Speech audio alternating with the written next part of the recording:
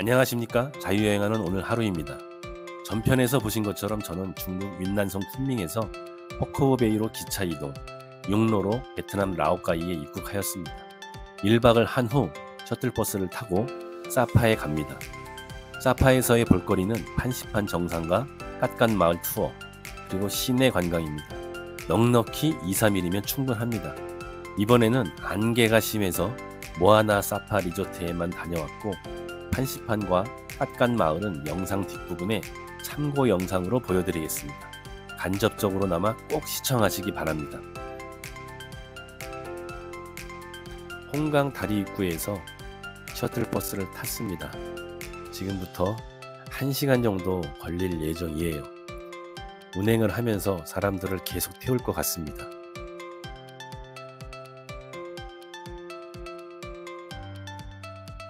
구불구불한 산속길을 1시간가량 이동하여 사파에 갑니다. 가는 도중에 인터넷이 되지 않아요. 사파에서 갓간 마을에 가려면 계곡으로 한참 내려가야 돼요. 내려가는 것도 무지 힘듭니다. 대신에 올라올 때는 걸어오기 힘들어서 택시나 오토바이를 타고 올라오시면 됩니다. 판시판 산은 그림에 보시는 것처럼 케이블카로 올라갈 수 있고, 등산을 하려면은 등산 시작점까지 가서 등산을 하시면 됩니다. 네, 안개가 많이 꼈습니다. 저는 사파에 도착했고요. 음악을 틀어놓고 즐겁게 춤을 추고 있는데 무심결에 동영상을 촬영을 했어요. 지금부터 음성으로 대체하겠습니다. 전편 마지막 부분에 보면은 흐몽족 꼬마들이 춤을 추면서 거리 공연하는 게 있어요. 돈바구니가 앞에 있고, 어른들이 감시를 하면서 하는 공연이었는데 보기 좋지는 않았습니다. 저만의 오해였으면 좋겠어요. 라오카이는 한 16도에서 한 20도 되는데 여기는 한 10도? 10도 정도. 춥습니다. 쌀쌀합니다. 사파는 지금 산 위에 있습니다. 얼굴에 선크림을 바르고 선글라스를 써야 되거든요. 살이 타는 게 아니라 익습니다. 개들이 엄청 많아요. 들개인지 집개인지. 오죽하면은 도로 포장 공사를 할 때 시멘트가 마르기 전에 개들이 밟아놔서 개발자국이 있습니다. 와, 큰 개, 작은 개. 요것들 중에 한 마리겠죠. 막 옵니다. 품종으로 또 도망가면 더 달려들 겁니다. 이 새끼들 고지대에 휴양지를 많이 만들어 놨어요. 나트랑, 그리고 어디니 다낭 위에 저 높은 저쪽 아래에서 한국인을 잠시 만났어요. 근데 이쪽 반미 맛있다고 와서 먹어보라고 생각했는데 가서 먹어보도록 하겠습니다. 문을 닫았습니다. 일주일간 쉬입니다. 문을 닫습니다 라고 써있는 것 같아요. 아쉽지만 돌아가도록 하겠습니다. 식사가 나왔습니다. 프라이드 누드, 우리가 보는 월남쌈, 맥주 한 잔입니다. 난로도 있어요.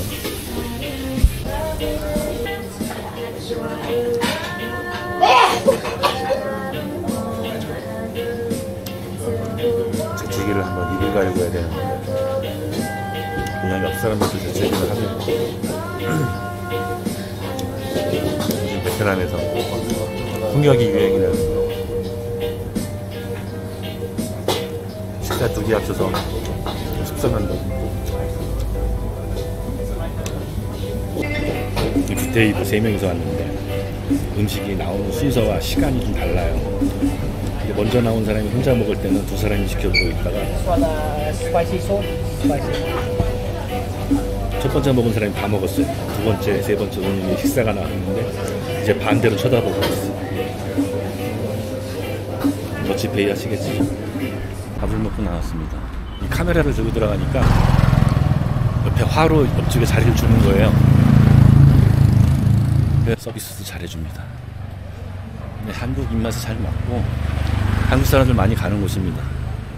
그 후기를 많이 한국 사람들 올리다 보니까 이쪽이 갓간마을 입구 쪽 손님들이 많습니다. 이쪽 골목이 저기 호수에 있는 버스 종점에 있는 그쪽 식당보다 맛집이 더 많습니다. 여기 옆에 시카고 피자. 피자는 이 베트남 음식이 아니지만 그래도 우리 입맛에 잘 맞습니다.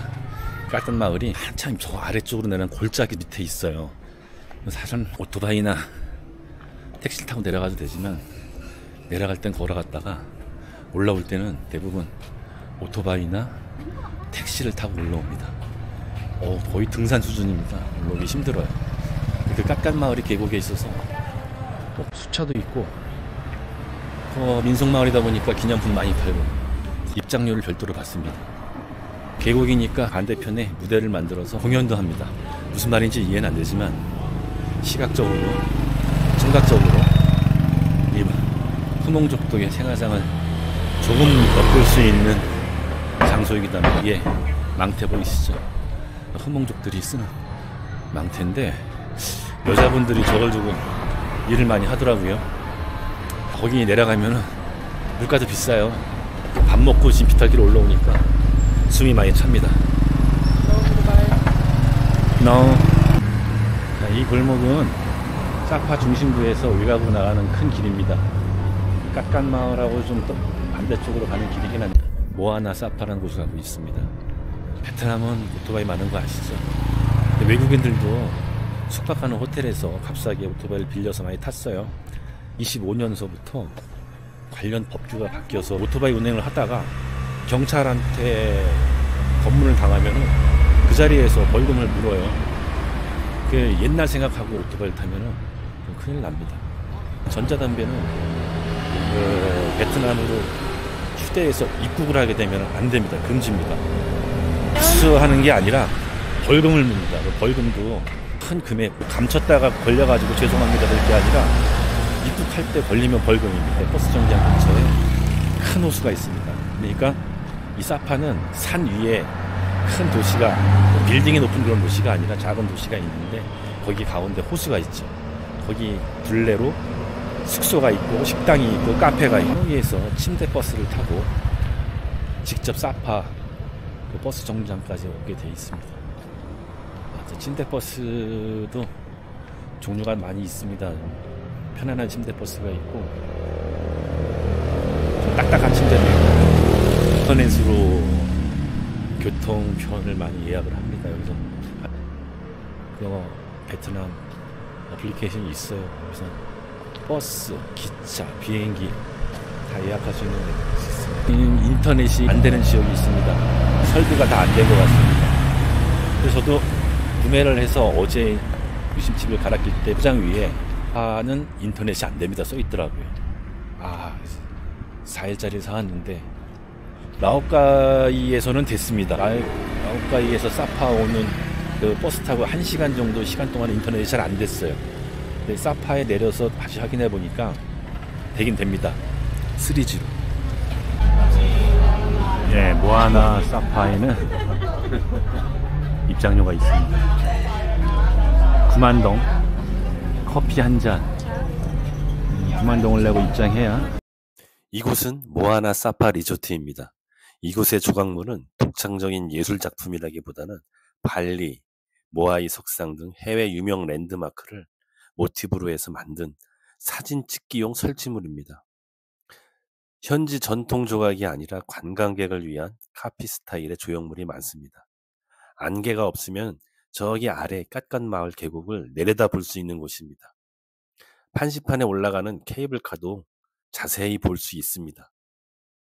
이거 하나를 보고 두 번째.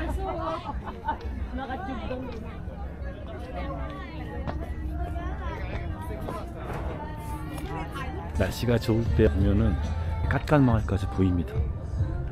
안 보이는 게 좀 많이 아쉽고요. 숙소에서 깎깎뷰에 부숙하신 분들은 아름다운 모습을 감상하실 수 있을 것 같습니다. 다 봤으니까 철수하겠습니다. 사파에 들어오시면은 큰 광장이 있습니다. 광장 맞은편은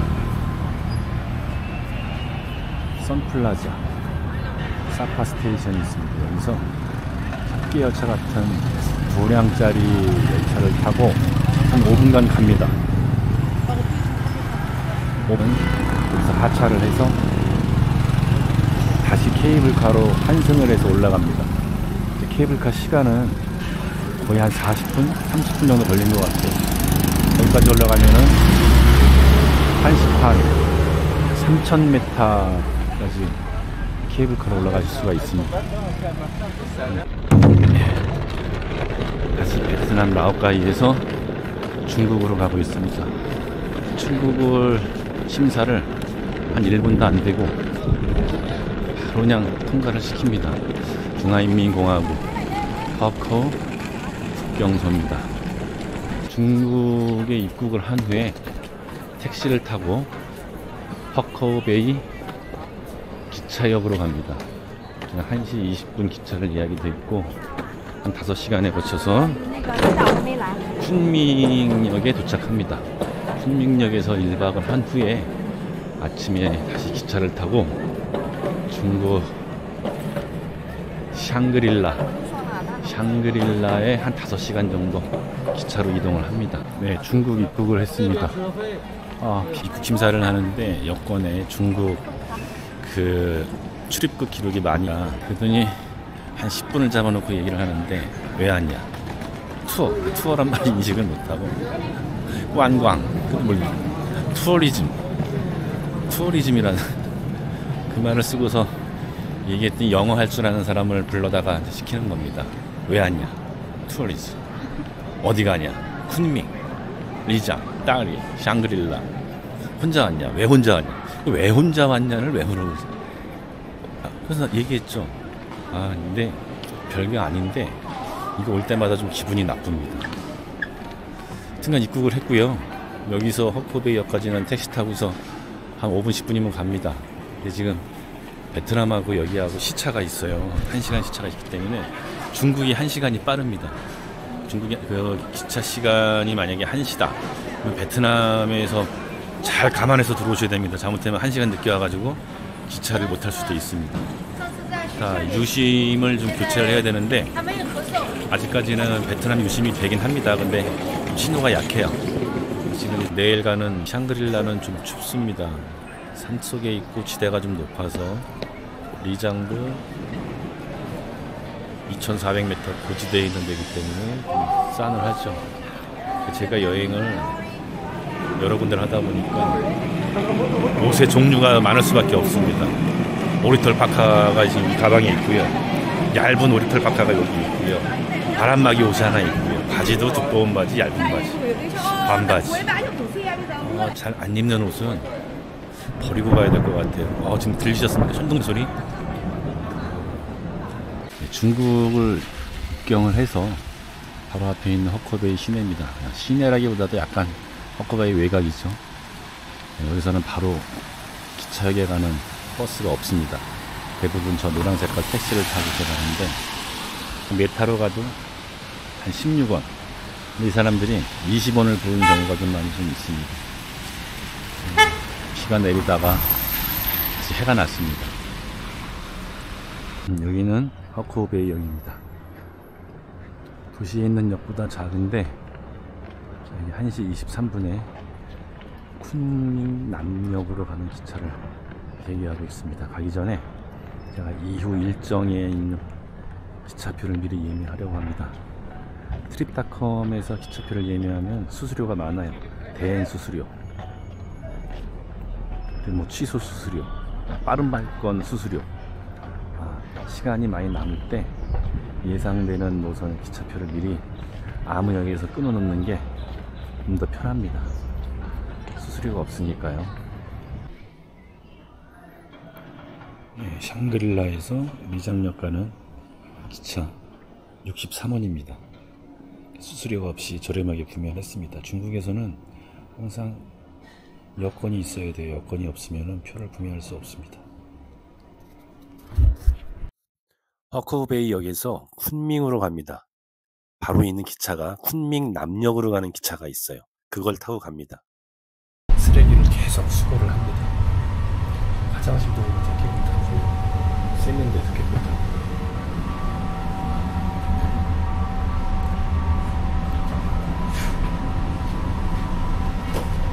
온수가 나오는 데가 있습니다. 여기서 커피를 마실 수가 있고 10분쯤 못 타서 가끔씩 합니다.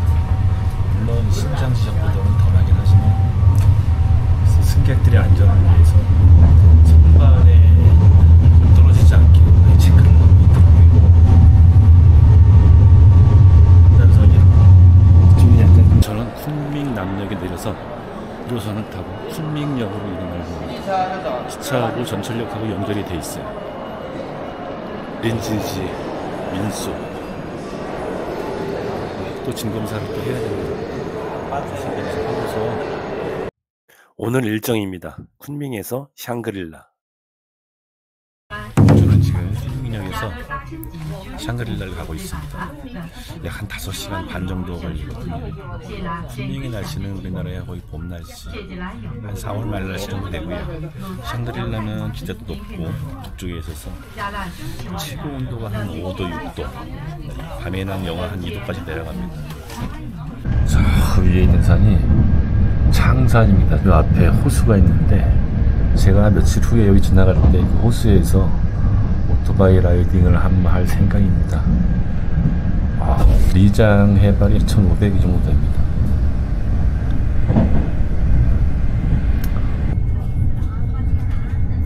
얼하이 호수입니다. 이 자리에서는 잘 보이는데 저 건너편이 창산. 저희 케이블카 타고 올라갈 수 있습니다. 거의 바다 같은 호수입니다.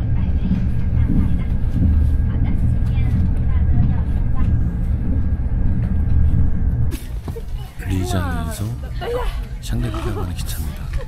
그 자리가 다 찼는데 제 옆자리만 다 비었습니다. 아마 외국인이라 경로를 시키는 것 같은데 저야 평소 기분 좋긴 하지만 약간 좀 찝찝한 기분은 있지. 외국인을 배려하는 그렇게 이해하도록 하겠습니다. 자, 저 창밖에 멀리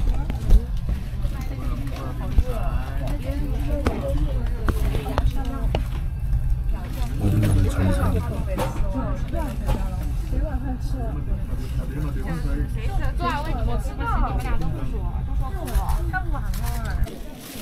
샹그릴라 역에 도착했습니다. 화장실에 손 씻는 데가 물이 뜨겁습니다. 잠시 샹그릴라 역 앞에 경치를 보여드리도록 하겠습니다. 설산이 아직 남아 있습니다.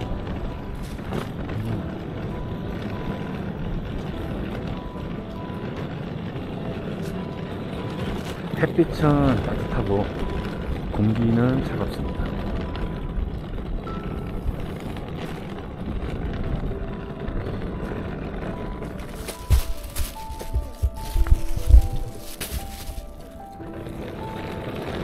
저는 이제 숙소를 찾아서 택시를 타던 버스를 타던 가보도록 하겠습니다. 무려 한 5시간 반 만에 왔습니다.